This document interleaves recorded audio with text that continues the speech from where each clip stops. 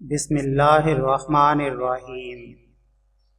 حضرت ابو ہریرہ رضی اللہ تعالیٰ عنہ سے روایت ہے کہ ایک بار نبی کریم صلی اللہ علیہ وآلہ وسلم لوگوں میں بیٹھے ہوئے ان سے باتیں کر رہے تھے۔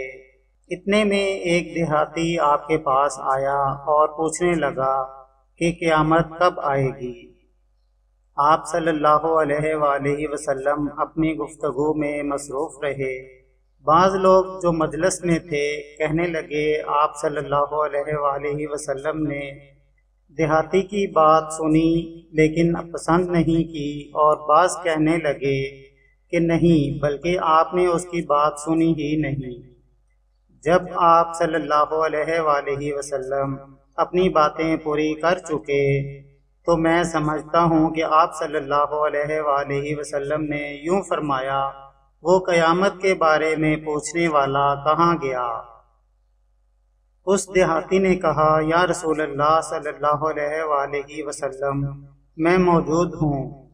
آپ صلی اللہ علیہ وآلہ وسلم نے فرمایا، جب امانت ایمانداری دنیا سے اٹھ جائے تو قیامت قائم ہونے کا انتظار کر۔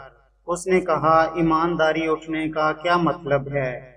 آپ صلی اللہ علیہ وآلہ وسلم نے فرمایا کہ جب حکومت کے کاروبار نالائق لوگوں کو سونپ دیے جائیں تو قیامت کا انتظار کرو۔